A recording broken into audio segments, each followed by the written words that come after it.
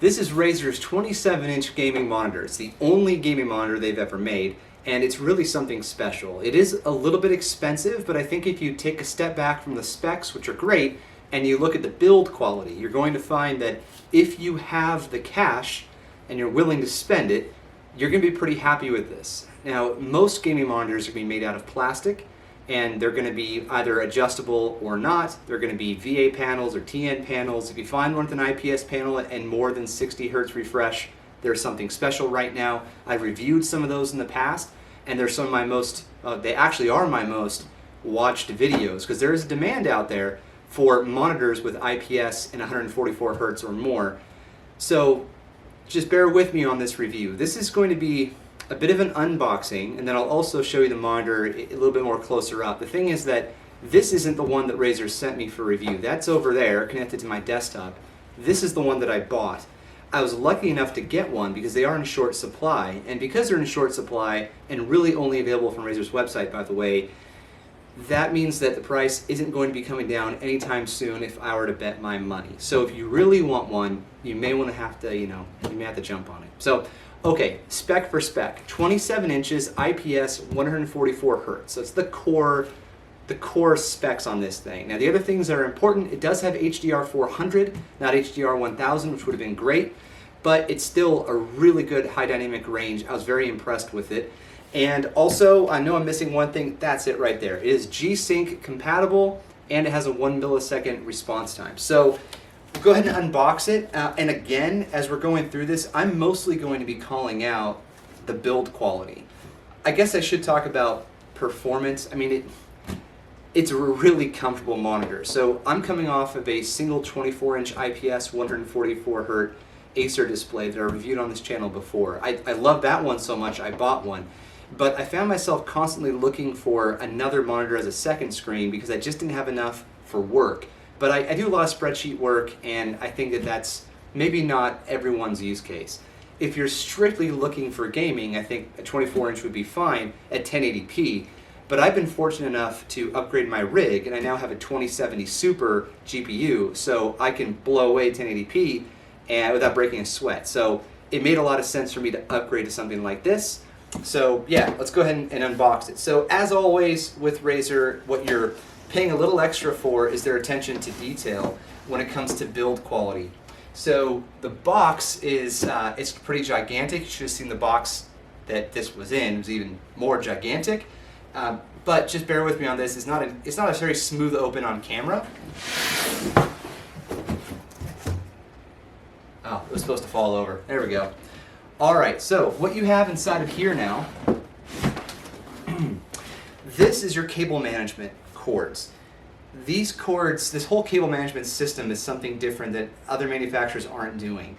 On the back of the monitor, you're going to find channels for the cords, power, HDMI, mini DisplayPort, USB-C, and then those will channel into the back of your PC, or the side if you're on a laptop, I suppose.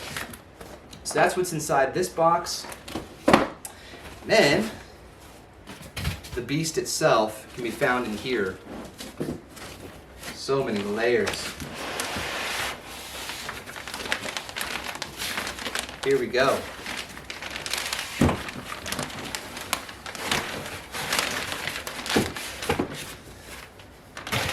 Oh yeah. See, when I unbox the review unit, it doesn't come as well packaged as this, but it's been in the hands of several reviewers before it gets to me.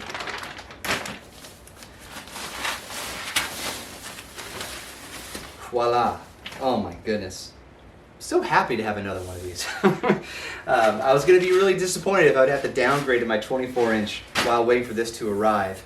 So yeah, what you're seeing on the back, this nylon is actually another attention to detail from Razer. If you've ever grabbed your monitor to adjust it, sometimes your hand can slip on the plastic, or it's going to leave a smudge.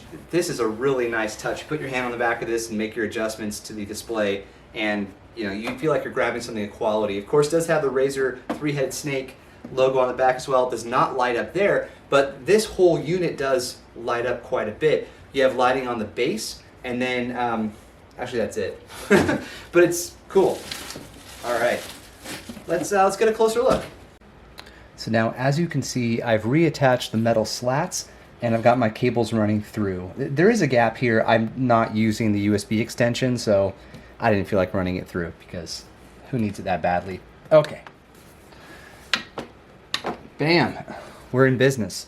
So now you get to see the back of the Razer Raptor in all of its glory with cables attached.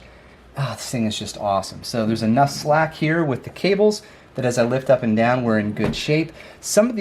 There's one cable, the power cable, that actually rotates this way to give you even more flexibility as you're going up and down.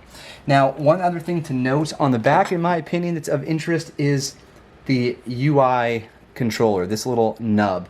So this goes in and then 360 degrees. So you get some pretty fine control from the back.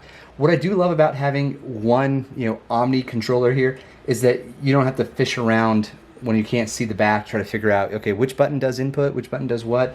The whole display is actually really awesome. So let's take a look at, I meant the on-screen display. The display itself is also awesome. But anyway, let's take a look at the front.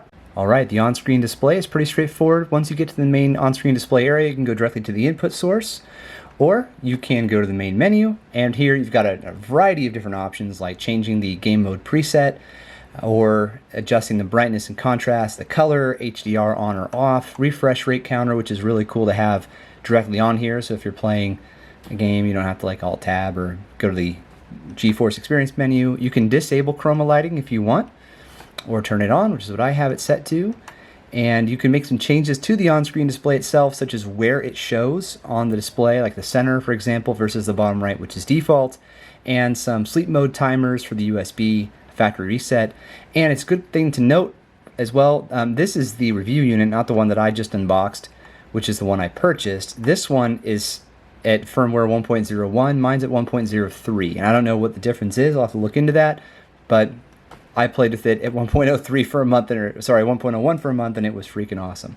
So yeah, I'm a huge fan of this monitor, and if you have the cash, if you want something with a premium build that's highly adjustable physically and has just overall an awesome premium feel to it, plus really great performance. It's plenty bright with HDR 400, and there's no ghosting. It's an IPS panel, 144 hertz, 2K. If you have the horsepower and the money, I highly recommend this monitor. All right, thanks a lot for watching. Take care.